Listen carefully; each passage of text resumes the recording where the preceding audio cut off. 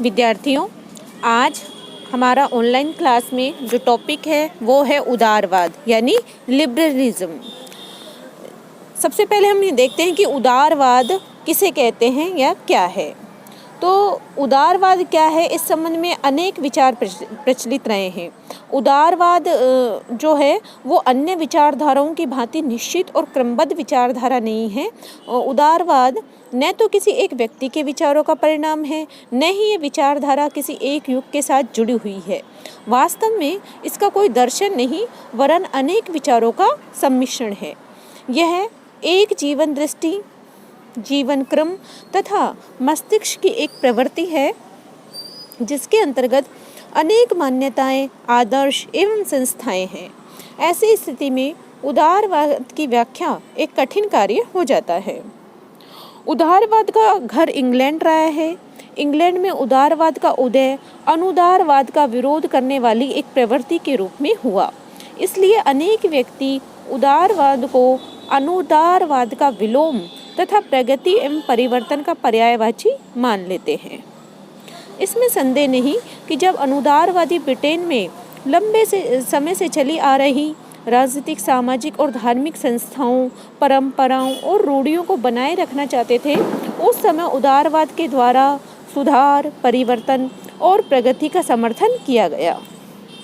लेकिन उदारवाद को प्रगति और परिवर्तन का पर्यायवाची नहीं माना जा सकता, क्योंकि इसके द्वारा हमेशा परिवर्तनों का स्वागत नहीं किया गया है और परिवर्तनों का स्वागत करने के बजाय कुछ अवसरों पर इसने विद्यमान व्यवस्था को बनाए रखने का पक्ष लिया है। कुछ व्यक्ति उदारवाद को व्यक्तिवाद का पर्यायवाची मान लेते हैं, जो कि पूरी तरह सत्य नहीं है। यद्यपि उदारवाद व्यक्तिवाद का उदार अभिन्न अंग है, किंतु दोनों एक चीज नहीं है। तो क्योंकि जॉर्ज सेबाई ने लिखा है कि लगभग 1830 तक तो इन दोनों देशों में कोई विशेष भेद नहीं है था, क्योंकि उस समय ये दोनों विचारधाराएं व्यक्ति के जीवन में राज्य के हस्तक्षेप की विरोधी थी। लेकिन इसके बाद स्थिति बदलती गई। ग्रीन जैसे उदारवादियों के द्वारा नकारात्मक स्वतंत्रता के साथ साथ सकारात्मक स्वतंत्रता पर जोर देते हुए कहा गया कि समाज के सभी सदस्यों के कल्याण और विकास के लिए राज्य के द्वारा समुचित सुविधाओं की व्यवस्था की जानी चाहिए। तो उदारवाद जो है वो परिवर्तन और प्रगति का संदेश देता है, और व्यक्तिवाद तथा लोकतंत्र भी इसमें शामिल हैं। क्योंकि उदारवाद को लोकतंत्र का नाम दे दिया जाता है, लेकिन यह सीमित अर्थ में ही है। आधुनिक लोकतंत्र बहुसंख्यक वर्ग की सत्ता में विश्वास करता है, लेकिन उदारवाद सामाजिक और राजनीतिक क्षेत्र में बहुसंख्यक वर्ग की अपेक्षा अल्पसंख्यक वर्ग की हितों की रक्षा के प्रति अधिक जागरूक है। तो इस प्रकार जो है यह व्यक्तिवाद और लोकतंत्र का मिश्रण है, लेकिन उदारवाद यही नहीं है। व्यक्ति और राज्य के पारस्परिक संबंध के विषय में इस संबंध में दो प्रकार की विचारधाराओं का प्रतिपादन किया गया है। एक विचारधारा राज्य को समस्त मानवीय जीवन का केंद्र और अपने आप में साध्य मानती है, लेकिन दूसरी विचारधारा इस बात का प्रतिपादन करती है कि व्यक्ति और राज्य में व्यक्ति ही साध्य है। उदारवाद द्वितीय प्रकार की विचारधाराओं का समूह है। उदारवाद का जो उदय है वो अनेक प्रवृत्तियों का परिणाम था। इसमें से जो कुछ हैं, जैसे कि औद्योगिक क्रांति और पूंजीवाद का उदय, है ना। मध्य युग में लोगों का आर्थिक जीवन स्वतंत्र नहीं था और कृषक और सामंतों के अधीन हुआ करता था। तो 18वीं सदी के अंत में जब औद्योगिक क्रांति के परिणाम स्वरूप वस्तुओं का बहुत बड़े पैमाने पर उत्पादन होने लगा, इस उत्पादन के परिणाम स्वरूप जितनी तेजी से समृद्धि आई, उतनी गति से आर्थिक जो है जीवन पर चले आ रहे नियंत्रण समाप्त होने लगे। समाज में जो नवीन समृद्धिशाली वर्ग उत्पन्न हो रहा था, उसका एकमात्र उद्देश्य अधिकाधिक संपत्ति प्राप्त करना था। यह वर्ग उन समस्त नियमों और प्रतिबंधों का विरोध जो है करने लगा जो अधिक संपत्ति के अर्जन में बाधक थे। यह नवीन समृद्धशाली वर्ग सामाजिक जीवन में बहुत अधिक प्रभावशाली हो गया था। उसने अपने प्रभाव से इस बात को स्वीकार करवा लिया था कि व्यक्तियों के आर्थिक जीवन और गतिविधियों पर राजनीतिक, सामाजिक और नैतिक प्रतिबंध नहीं होने चाहिए। इस प्रकार आर्थिक स्वतंत्रता की भावना उदारवाद का स्रोत बन गई। नव जागरण यानी रिनेसेंस। प्राचीन युग में यूनानी जीवन के अंतर्गत व्यक्ति के जीवन को आधारभूत रूप में महत्व प्राप्त था। उनके चिंतन का रूप लौकिक और प्राचीन यूनानियों ने दर्शन, साहित्य, कला और विज्ञान के क्षेत्र में आश्चर्यजनक प्रगति की थी। लेकिन मध्य युग में पारलौकिक दृष्टिकोण को अपना लिया गया और चिंतन का एकमात्र केंद्र ईश्वर ही हो जाने के कारण जीवन के अन्य क्षेत्रों में कोई भी प्रगति संभव नहीं हो सकी।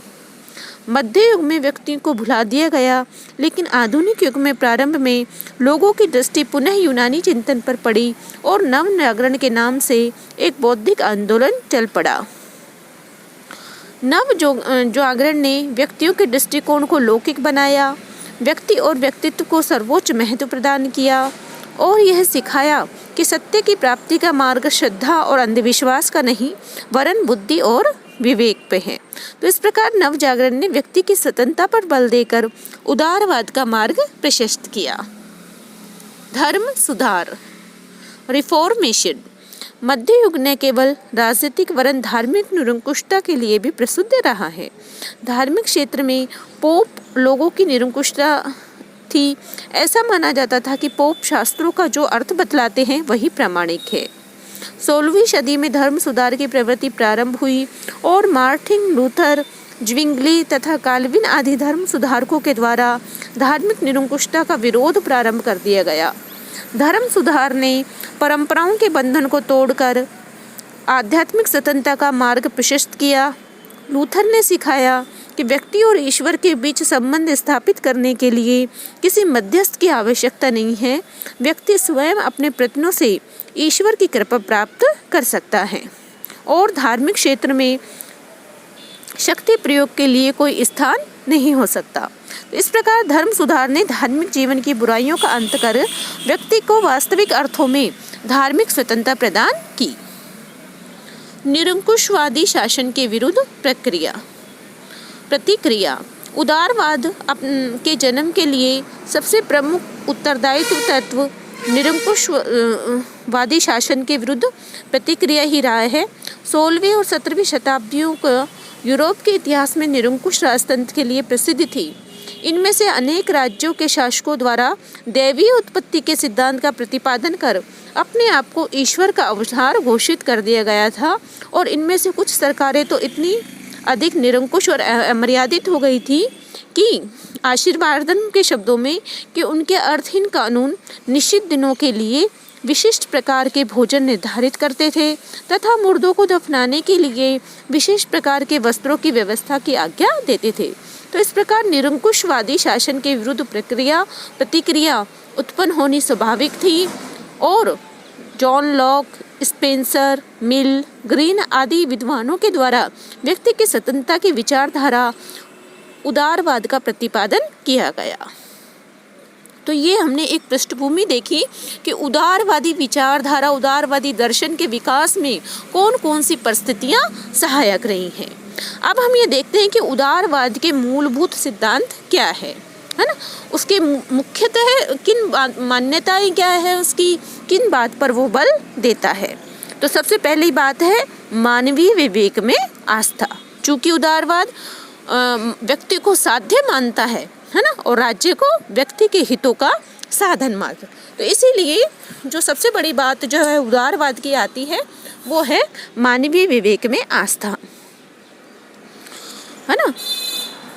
यूरोप के विभिन्न देशों में मध्य युग के अंतर्गत ईसाईयत ने मनुष्य की बुद्धि को कठोर बंधनों में जकड़ रखा था और ऐसा माना जाता था कि चर्च के अधिकारी, विशेषकर पोप, शास्त्रों का जो अर्थ बतलाते हैं वही प्रामाणिक है।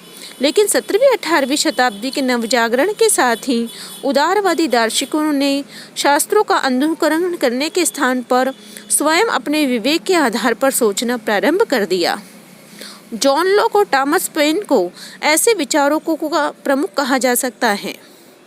पेन ने तो समस्त रूढ़िवादिता को चुनौती देते हुए कहा कि मेरा अपना मन ही मेरा चर्च है।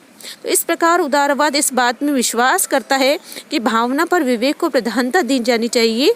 उदारवाद ने इस दृष्टिकोण को अपनाकर स्वतंत्र चिंतन को प्रोत्साहित किया। दूसरा है इतिहास और परंपराओं का विरोध। उदारवाद मानवीय विवेक में विश्वास करता है और किसी भी ऐसे विचार, संस्था या सिद्धांत को स्वीकार करने के लिए तैयार नहीं है जो बुद्धि संगत न हो, चाहे वह कितना ही पुराना क्यों न हो, चाहे उसे कितना ही पवित्र क्यों न समझा जाता रहा हो। उदारवाद का विश्वास रहा है कि यदि प्रगति के लिए इतिहास और परंपराओं के प्रति विद्रोह किया जाना आवश्यक हो तो इस प्रकार का विद्रोह अवश्य ही किया जाना चाहिए। इंग्लैंड के उपयोगितावादी उदारवादियों ने उपयोगिता के नाम पर पहले से चली आ रही व्यवस्थाओं और परंपराओं का खंडन किया। उनके प्रभाव के कारण ही 19वीं सदी में इंग्लैंड के जीवन के हर क्षेत्र में महत्वपूर्ण परिवर्तन हुए, लेकिन उदारवादी सदैव ही विद्यमान व्यवस्था के विरोधी नहीं रहे और आज तो वे बहुत अधिक सीमा तक विद्यमान राजनीतिक और आर्थिक व्यवस्था को बनाए रखने के पक्ष में हैं। मानवीय विवेक, मानवीय स्वतंत्रता की धारणा में विश्वास। उदारवादी विचारधारा मनुष्य को जन्म से ही यह मानती है कि मनुष्य जन्म से ही स्वतंत्र होता है और स्वतंत्रता उसका प्राकृतिक एवं जन्मसिद्ध अधिकार है। स्वतंत्रता का तात्पर्य एक व्यक्ति के जीवन पर किसी भी स्वेच्छाचारी सत्ता का नियंत्रण नहीं हो और ऐसा वातावरण हो कि व्यक्ति अपने विवेक के अनुसार आचरण कर सके। उदारवादियों ने सदैव ही मानव जीवन पर निरंकुश सत्ता का विरोध किया। वे राजनीतिक, आर्थिक, सामाजिक, बौद्धिक और धार्मिक सभी क्षेत्रों में स्वतंत्रता का समर्थन कर रहे हैं। व्यक्ति साध्य और समाज और राज्य साधन। जैसा कि मैंने पहले भी कहा कि उदारवाद का मूल आधार है कि वे व्यक्ति को साध्य मानकर ही आगे बढ़ते हैं। उनके अनुसार व्यक्ति का भौतिक, बौद्धिक और आध्यात्मिक कल्याण, उसकी रचनात्मक शक्तियों का विकास ही सबसे अधिक महत्वपूर्ण चीज है। समाज और राज्य तो साधन मात्र हैं और उनका महत्व उसी सीमा तक है जहाँ तक वे इस लक्ष्य की पूर्ति में सहायक होते हैं। समाज और राज्य कृत्रिम संगठन। उदारवादी समाज और राज्य को प्राकृतिक नहीं वरन कृत्रिम मानते हैं। उनका विचार है कि इनका निर्माण व्यक्तियों के द्वारा अपनी कुछ विशेष आवश्यकताओं को प्राप्त करने के लिए ही किया गया। व्यक्ति अपने आप में पूर्ण है। समाज और राज्य का संगठन उनके द्वारा अपनी निश्चित योजना के अनुसार ही किया गया और इस नाते व्यक्तियों को यह अधिकार प्राप्त हो जाता है कि वे समाज और राज्य के संगठन में अपनी आवश्यकता के अनुसार संशोधन, परिवर्तन का कार्य कर सके। इस प्रकार उदारवादी न तो राज्य की प्राकृतिकता में विश्वास करते हैं और न ही व्यक्ति और राज्य के पारस्परिक संबंधों के विषय पर सावयव सिद्धांत में। व्यक्ति के प्राकृतिक अधिकारों की अवधारणा में विश्वास। जॉन लॉक है ना, इनका जो है और भी कई जो विद्वान हैं उनके अनुसार व्यक्ति के कुछ प्राकृतिक अधिकार हैं जिनमें जीवन, संपत्ति और स्वतंत्रता के अधिकार प्रमुख हैं। उदारवादियों का विश्वास रहा है कि कुछ जन्मजात और अनुलंघनीय अधिकार हैं जिन्हें प्राकृतिक अधिकार कहा जाता है और उनका कथन है कि अधिकारों की सृष्टि मानवीय संस्था, समाज या राज्य के द्वारा नहीं की गई वरन ये तो इन संस्थाओं के अस्तित्व से पूर्व विद्यमान रहे हैं। अगला जो इसका मूल सिद्धांत है वो है धर्मनिरपेक्ष राज्य का आदर्श। जैसा कि आप जानते ही हैं कि धर्मनिरपेक्ष यानी धर्म के मामले में जो है निरपेक्ष रहना, कि राज्य का कोई धर्म नहीं होना चाहिए और उसके द्वारा अपने सभी नागरिकों को पूरी धार्मिक स्वतंत्रता दी जानी चाहिए। धर्म के आधार पर नागरिकों में किसी भी प्रकार का भेदभाव नहीं किया जाना चाहिए। मध्यकाल यूरोप के विभिन्न देशों में किसी न किसी एक विशेष धर्म को प्रधानता प्राप्त थी। ऐसी परिस्थिति में उदारवाद ने प्रारंभ से ही धार्मिक सहिष्णुता और स्वतंत्रता की आवाज़ उठाई। जॉन लॉक धार्मिक सहिष्णुता का कट्टर समर्थक था। 18वीं सदी के फ्रेंच दार्शनिकों ने भी चर्च और राज्य को पृथक करने के लिए आंदोलन किया। इस प्रकार के आंदोलन के परिणाम स्वरूप फ्रांसीसी क्रांति के बाद फ्रांस और संयुक्त राज्य अमेरिका में धर्मनिरपेक्ष राज्यों की स्थापना हुई और इसके बाद तो यूरोप के सभी देशों में धर्मनिरपेक्षता की लहर ही आ गई। वस्तुतः धर्मनिरपेक्षता या धर्मनिरपेक्ष राज्य का आदर्श उदारवाद की एक बड़ी देन है। शासकीय स्वैच्छाचारिता का विरोध और कानून की प्रधानता का प्रतिपादन। उदारवाद अपने स्वभाव से ही शासकीय स्वेच्छाचारिता का विरोध करता है और इस बात का प्रतिपादन करता है कि शासन में व्यक्ति को नहीं वरन कानून को प्रधानता प्राप्त होनी चाहिए। शासन वर्ग भी इन कानूनों को मानने के लिए उतनी ही सीमा तक बाध्य होना चाहिए जितनी सीमा तक शासित वर्ग। यदि शासक वर्ग मनमानी करता है और जनता के हितों का ध्यान नहीं रखता तो ऐसी स्थिति में जनता को अत्याचारी शासन के विरुद्ध विद्रोह का अधिकार प्राप्त हो जाता है।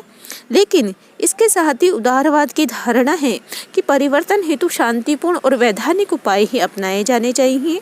इस संबंध में 1688 की इंग्लैंड की गौरवपूर्ण क्रांति उनका आदर्श है। लोकतांत्रिक पद्धति का समर्थन। लोकतांत्रिक पद्धति का समर्थन उदारवाद का अंतिम किंतु सबसे महत्वपूर्ण विचार कहा जा सकता है। उदारवाद का जन्म ही स्वेच्छाचारी शासन के विरुद्ध प्रतिक्रिया के रूप में हुआ और लोक प्रभुत्व उदारवाद का मूल तत्व है। उदारवादी विचारधारा के अनुसार सभी मनुष्य स्वतंत्र उत्पन्न होते हैं, इसलिए किसी को भी दूसरों पर उनकी सहमति के बिना शासन करने का अधिकार प्राप्त नहीं हो सकता। वे इस बात पर बल देते हैं कि व्यक्ति के अधिकारों की रक्षा का सर्वोत्तम उपाय यही हो सकता है कि शासन की शक्ति स्वयं जनता के हाथों में हो और किसी भी व्यक्ति अथवा वर्ग विशेष को स्वेच्छाचारी ढंग से शासन करने का अधिकार नहीं हो। इसी उदारवादी विचार को अभिव्यक्ति देते हुए फ्रांस के मानवीय अधिकारों की घोषणा में कहा गया था, राष्ट्र ही तत्वतः संपूर्ण प्रभुत्व का स्रोत है। कोई व्यक्ति अथवा व्यक्तियों का कोई समूह किसी ऐसे सत्ता का अधिकारी नहीं हो सकता जो राष्ट्र से न प्राप्त हुई हो, है ना। तो इस प्रकार जो है लोकतांत्रिक पद्धति का उसने जो जिस लोकतांत्रिक पद्धति का समर्थन किया और स्वेच्छाचारी शासन के विरुद्ध उनका जो है मुख्य जो औजार था वो दूसरों लोकतंत्र के अधिकारों को लोकतंत्रीय बातों के अनुसार लोकतंत्रीय पद्धति के अनुसार विरोध करना था, है ना। अंतर्राष्ट्रीयता और विश्व शांति में विश्वास। उदारवाद अंतर्राष्ट्रीय क्षेत्र में राज्य की निरंकुशता को स्वीकार नहीं करता और विश्व शांति तथा विश्व बंधुत्व के आदर्श का प्रतिपादन करता है। उदारवाद के अनुसार प्रत्येक राष्ट्र की क्षण शांतिपूर्वक प्रगति करता रहना चाहिए और उसे अन्य राष्ट्रों की वैसी ही प्रगति में सहायता देनी चाहिए। उदारवाद के अनुसार राष्ट्रीय वैमनस्य की भावना को प्रोत्साहित नहीं किया जाना चाहिए और राज्यों के द्वारा अंतर्राष्ट्रीय नैतिकता तथा सामान्य अंतर्राष्ट्रीय नियमों को स्वीकार किया जाना चाहिए।